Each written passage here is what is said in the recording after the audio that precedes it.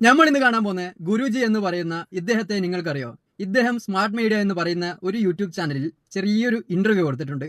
ആ ഇന്റർവ്യൂവിൽ പറയുന്ന കുറച്ച് കാര്യങ്ങൾ കേട്ടാൽ തന്നെ അറിയാം ഇതൊരു സംഖ്യ മൈൻഡുള്ള ഗുരുജി ആണെന്ന്. ഗുരുജി എന്നൊക്കെ നാട്ടുകാർ വിളിക്കുന്നുണ്ട്. അതായത് ഇദ്ദേഹം സ്വന്തമായിട്ട് പറയുന്നത് ഇദ്ദേഹം ഒരു ഗുരുജിയാണെന്നാണ്. ഇദ്ദേഹത്തിന്റെ പേരെന്താണെന്നറിയോ? ഇദ്ദേഹം തന്നെ പറഞ്ഞു തരും. എന്റെ പേര് രഞ്ജിത്ത്.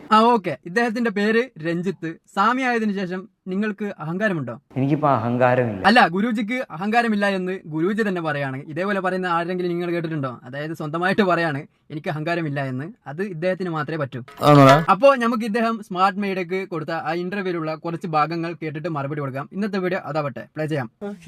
BJP യഥാർത്ഥത്തിൽ ഭാരതത്തിന്റെ ഉന്നമനത്തിന് വേണ്ടിയിട്ട് ലക്ഷ്യം വെച്ച് യാത്ര ചെയ്യുന്നു. ഇയാൾ ഇതേപോലത്തെ വാക്കുകൾ പറഞ്ഞത് കേട്ടത് കൊണ്ടാണ് നമ്മൾ ഇങ്ങനെ ഒരു വീഡിയോ ചെയ്യുന്നത്. BJP ഇന്ത്യയുടെ ഉയർച്ചയ്ക്ക് വേണ്ടിയിട്ട് പ്രവർത്തിക്കുന്ന ആൾക്കാരാണെന്ന് പറഞ്ഞു കഴിഞ്ഞാൽ ഇവിടെയുള്ള ബുദ്ധിയുള്ള ആരെങ്കിലും അത് വിശ്വസിക്കുക? BJPക്കാർ വികസനം കൊണ്ടുവരുന്നില്ല എന്ന് പൂർണ്ണമായിട്ട് ആക്ഷേപിക്കുന്നില്ല. എന്നാലും നിങ്ങൾ കൊണ്ടുവരുന്നതിനേക്കാൾ കൂടുതൽ വികസനം മറ്റു പാർട്ടികൾ ഇവിടെ കൊണ്ടുവരുന്നുണ്ട്. ഈ ഇന്ത്യ എന്ന് പറയുന്ന മഹാരാജ്യത്തുള്ള പല സ്റ്റേറ്റുകളിലും നിങ്ങൾ കൊണ്ടുവരുന്നതിനേക്കാൾ മെച്ചപ്പെട്ട വികസനം മറ്റു പാർട്ടിക്കാർ കൊണ്ടുവരുന്നുണ്ട്. BJPക്കാർ വികസനം കൊണ്ടുവരുന്നതിനേക്കാൾ കൂടുതലായിട്ട് കൊണ്ടുവരുന്നത് എന്താണെന്നറിയോ? വർഗീയത. കാരണം വികസനം ഒരു ലിമിറ്റ് വെച്ചിട്ടേ ഇവര് കൊണ്ടുവരുന്നുള്ളൂ. പക്ഷെ വർഗീയത കൊണ്ടുവരുന്നതിന് ഇവന്മാർ ഒരു ലിമിറ്റും വെക്കുന്നില്ല. സത്യസന്ധമായ കാര്യങ്ങളിലുള്ള സമയത്ത് ലിമിറ്റ് വെച്ച് കഴിഞ്ഞാൽ ഇവര് ഇന്ത്യയിൽ വളരൂല എന്ന്. കാരണം ഈ മതം പറഞ്ഞ് വോട്ട് പിടിച്ചു കഴിഞ്ഞാലേ BJP എന്ന് പറയുന്ന പ്രസ്ഥാനം വളർന്നു വരുള്ളൂ. അത് ഇവിടെയുള്ള കൊച്ചു കുട്ടികൾക്ക് പോലും അറിയാം. BJP ഭരിച്ചു കഴിഞ്ഞാൽ രാജ്യത്തിനാണ് ഗുണം. BJP ഭരിച്ചു കഴിഞ്ഞാൽ രാജ്യത്തിന് ഗുണമല്ല, രാജ്യത്തിനകത്ത് താമസിക്കുന്ന ആളുകൾക്ക് ഉപദ്രവമാണെന്ന് പറഞ്ഞു കഴിഞ്ഞാൽ നിങ്ങൾ നിഷേധിക്കുക. കാരണം ചിന്തിക്കാനുള്ള കഴിവുണ്ടേ മനസ്സിലാവും. BJP ഭരിച്ച കാലത്താണ് നമ്മൾ ഈ ആവശ്യ സാധനങ്ങൾക്കൊക്കെ വില കൂത്തനെ കയറിപ്പോയത്. മറ്റാര് ഭരിച്ചാലും വ്യക്തിക്കാണ് ഗുണം. ഗുരുജി പറഞ്ഞത് മനസ്സിലായല്ലോ. അതായത് മറ്റു പാർട്ടിയിലുള്ള ഏതെങ്കിലും ഒരാളെ നിങ്ങൾ ജയിപ്പിച്ച് വിട്ടിട്ടുണ്ടെങ്കിൽ അവർക്കാണ് ഗുണം, നിങ്ങൾക്കൊരു ഗുണം ഉണ്ടാവില്ല. അതേ സ്ഥാനത്ത് നിങ്ങൾ BJPയുടെ ഒരാളെയാണ് ജയിപ്പിച്ച് വിടുന്നതെങ്കിൽ നിങ്ങൾക്ക് ഗുണമായിട്ട് നിറയും.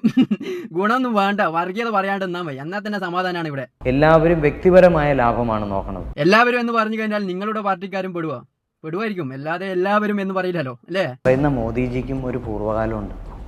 അദ്ദേഹം സന്യാസത്തിന് വേണ്ടി പോയ ആളാണ്. മോദിജി സന്യാസത്തിന് പോയ ഒരാളാണെന്ന് നിങ്ങൾക്ക് എല്ലാവർക്കും അറിയാലോ. അദ്ദേഹം സന്യാസത്തിന് തന്നെ പോയിട്ടുണ്ടെങ്കിൽ, അതായത് രാഷ്ട്രീയത്തിലോട്ട് തിരിച്ചു വന്നിട്ടില്ലെങ്കിൽ ഇവിടെയുള്ള ജനങ്ങൾ ഇത്ര ഭിന്നതയോടെ ജീവിക്കില്ലായിരുന്നു. കാരണം അദ്ദേഹം വന്നതിന് ശേഷമാണ് ഇവിടെ കൊല്ലും കൊലയും ഒക്കെ കൂടിക്കൂടി വന്നത്, അല്ലേ? ഞാൻ പറഞ്ഞതിൽ എന്തെങ്കിലും തെറ്റുണ്ടോ സംഖ്യകളെ? സന്യാസത്തിന് വേണ്ടി ചെന്ന് അവിടെ ആ ഗുരുവുമായിട്ട് സംവദിച്ചിരിക്കുമ്പോൾ ഒരു നിമിഷത്തിൽ ഗുരുവിന് തോന്നി നീ സന്യാസത്തിലേക്കല്ല പോകേണ്ടത്, പൊളിറ്റിക്സിലോട്ടാണ് പോകേണ്ടതെന്ന്, അല്ലേ?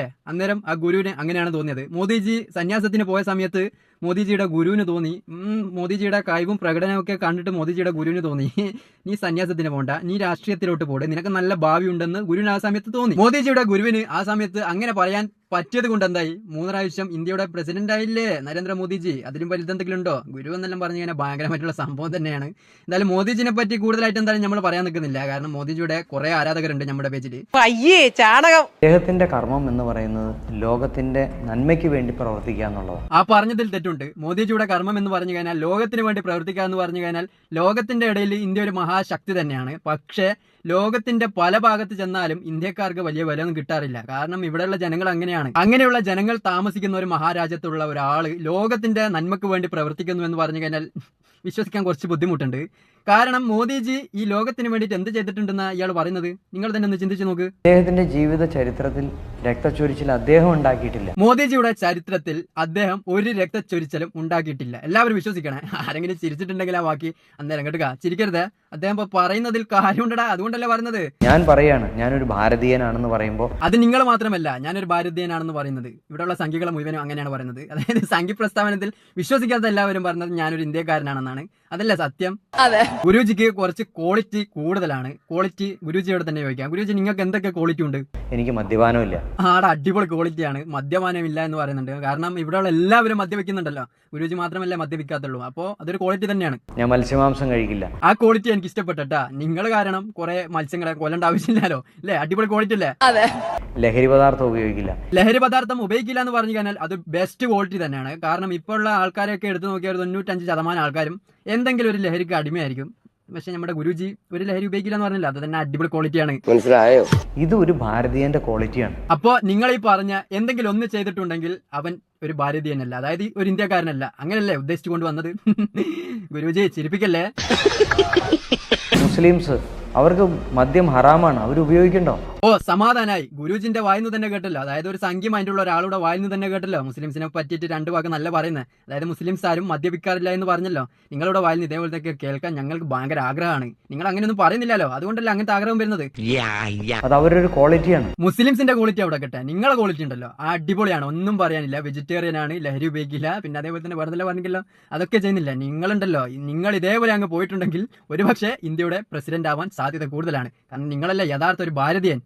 എൻ്റെ പേര് രഞ്ജിത്ത് ബോസ് എന്നാണ്. ഇപ്പൊ നമ്മുടെ ഗുരുജിയുടെ പേര് രഞ്ജിത്ത് ബോസ് എന്നാണ്. ബോസ് ഇനീഷ്യലാണോ? ഇതേപോലത്തെ ഒരു ഇനീഷ്യൽ ഇതുവരെ കേട്ടിട്ടില്ല കേട്ടാ, തമാശ പറഞ്ഞില്ല. ഇവിടെ വന്ന ശേഷം അദ്ദേഹത്തിന് നോക്കുക, ഒരു തോൽവിയല്ല കാണുന്നത്, ഒരു ബലപ്രയോഗത്തിലൂടെ ജയിക്കുകയല്ല. ഗുരുജി, നിങ്ങളൊരു കാര്യം മനസ്സിലാക്കണം. ജനങ്ങളുടെ മനസ്സിലോട്ട് വർഗീയത കുത്തിക്കയറ്റി കൊടുത്താൽ ഒരു ബലപ്രയോഗത്തിന്റെ ആവശ്യമില്ല തെരഞ്ഞെടുപ്പിൽ. കാരണം അവരുടെ മനസ്സിൽ വർഗീയത ഉണ്ട്. അതായത് മറ്റൊരു പാർട്ടിക്കാരൻ ജയിച്ചു കഴിഞ്ഞാൽ നമ്മുടെ മതത്തിനെതിരെ തിരിയുമെന്നുള്ളൊരു വിശ്വാസമുണ്ട്. ആ ഒരു വിശ്വാസത്തെ മുതലെടുത്തുകൊണ്ടാണ് മോദിജിയുടെ പാർട്ടി 3 പ്രാവശ്യം വലിയ ഭൂരിപക്ഷത്തിൽ തന്നെ ജയിച്ചത് അല്ലേ?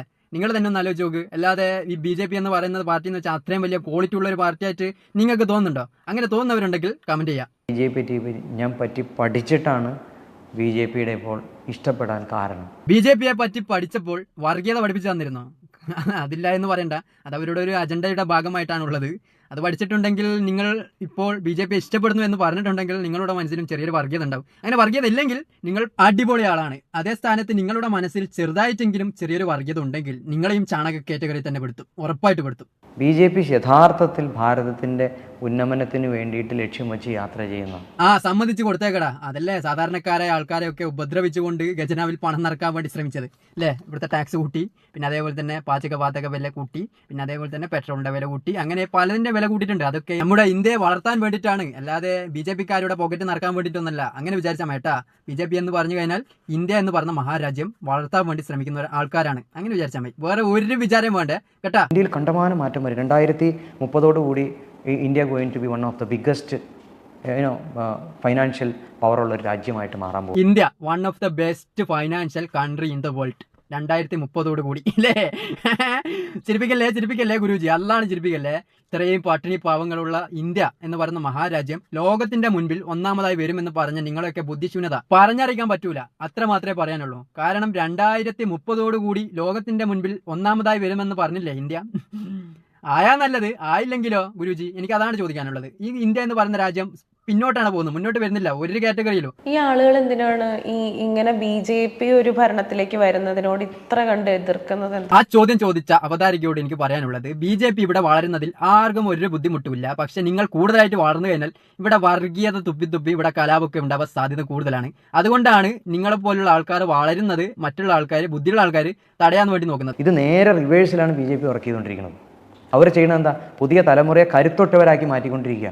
പുതിയ തലമുറയെ കരുത്തുറ്റവരാക്കി കൊണ്ട് നിൽക്കുകയാണെന്നോ? അതെങ്ങനെ? അത് ചാണകം തിന്നാൻ കൊടുത്തിട്ടാ, അല്ലെ ഗോമൂത്രം കുടിക്കാൻ കൊടുത്തിട്ടോ? ഇതല്ലേ നിങ്ങൾ ഭരിക്കുന്ന നാട്ടിൽ കൂടുതലായിട്ട് പ്രൊമോട്ട് ചെയ്യുന്നത്? പിന്നെ എങ്ങനെ ജനങ്ങൾ കൂടുതൽ കരുത്തരായിട്ട് മാറുന്നതെന്ന് തിരിഞ്ഞിട്ടില്ല. ഈ ചാണകം തിന്ന് ഗോമൂത്രം കുടിച്ചു കഴിഞ്ഞാൽ കരുത്തരായിട്ട് മാറോ? സത്യത്തിൽ അങ്ങനെ എന്തെങ്കിലും ഉണ്ടോ? അറിയുന്നവരൊന്ന് കമന്റ് ചെയ്യണേ. പുതിയ തലമുറ മുഴുവൻ നശിച്ചു പോകും. ഇനി വരാൻ പോണ അടുത്തൊരു 20 വർഷം കഴിയുമ്പോൾ ഒരു ക്വാളിറ്റി ഇല്ലാത്ത സമൂഹമായിരിക്കും വരാൻ പോണത്. അത് സത്യം. ഇതേ പോക്ക് തന്നെയാണ് പോകുന്നതെങ്കിൽ, അതായത് ഗോമൂത്രം കുടിച്ച് ചാണകം വാരി തിന്നിട്ടുണ്ടെങ്കിൽ ഒരു 20 വർഷം എന്നാണ്ട്, ഒരു 10 വർഷത്തിനുള്ളിൽ തന്നെ ഒരു ക്വാളിറ്റി ഇല്ലാത്ത ആൾക്കാരായിരിക്കും ഇന്ത്യയിൽ മൊത്തമായിട്ട് ഉണ്ടാവാൻ. എന്തായാലും ഇതാണ് നമ്മുടെ ഇന്നത്തെ വീഡിയോ. ഇതിൽ നല്ല വീഡിയോ വീണ്ടും കാണാം. ഫോളോ ചെയ്യുക, സബ്സ്ക്രൈബ് ചെയ്യുക. ബൈ.